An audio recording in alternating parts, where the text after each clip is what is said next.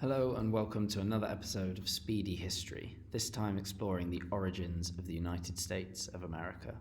With America, as usual, making the news for all the wrong reasons, and with this guy only trying to make things worse, I thought it might be interesting to cover how the USA as a nation came to be. So like all my videos, we need to start with a map, a random man, and a date in time. Although indigenous people had been calling the continental US home for centuries, it was officially discovered as such in 1492 when Italian explorer Christopher Columbus sailed the ocean blue and found the New World. As Columbus and other explorers first hit the east coast of America, this is where the first settlements were located.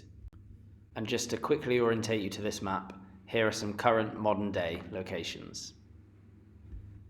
With the discovery of Americas and European attitudes of the time, many countries simply said, "Yeah, I'll have this," and began to start colonies on the new land. The first permanent British colony was established in 1607 at Jamestown in modern-day Virginia. A few years later, a group of people fleeing religious persecution from Plymouth in England set sail aboard the Mayflower for the New World. Known as the Pilgrims, they landed at Cape Cod in 1620, forming the Plymouth colony. Lacking inspiration for their new land, many of the towns they built copied names from existing locations in England, such as Bridgewater, Taunton, Middlesbrough, Sandwich, and Barnstaple. Over the next 150 years, the major European powers jostled for territory on this new land, with the east coast eventually being consolidated by Great Britain. Here they established 13 colonies, from Massachusetts in the north to Georgia in the south. These original 13 colonies are still represented by the 13 red and white stripes seen on the US flag today.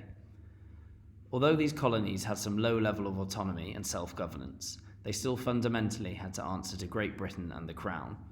With the introduction of unpopular taxes in the 1760s, the colonies finally began to have had enough of British rule, with the number one trending hashtag of the time being "no taxation without representation." They quite correctly believed that unless they were represented in the British Parliament, they should not have to pay taxes to Great Britain. In Boston Harbour in 1773, this anger boiled over, with the locals partaking in the Boston Tea Party. Rather than this being the usual excuse to Instagram a runny egg yolk, this protest involved tipping large shipments of British tea into the water. But yes, this is where the cafe gets its name from. Aside from brewing the world's largest Earl Grey, the leaders of the 13 colonies also got together to agree that British rule must end and that the US should be an independent nation. Conflict between the colonies and the British Empire began, with US General George Washington leading the charge.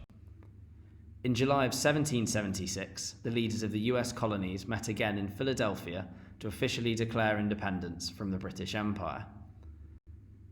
On July 4th of 1776, they adopted the Declaration of Independence, officially naming the new country the United States of America. Despite copies being made, they ensured that they were kept safe to stop Nicolas Cage from stealing them.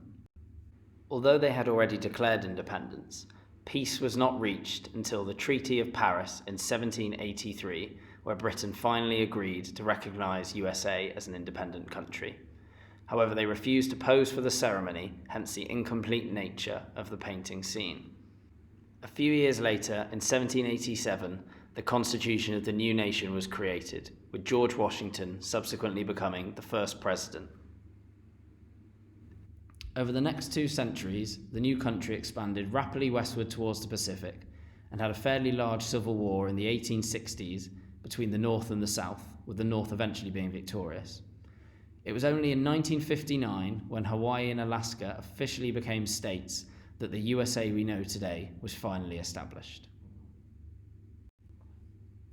So a huge thank you for watching, I really do appreciate it, and if interested, please watch any of my other videos that are hopefully linked on screen or below. Otherwise, I will see you on the next one.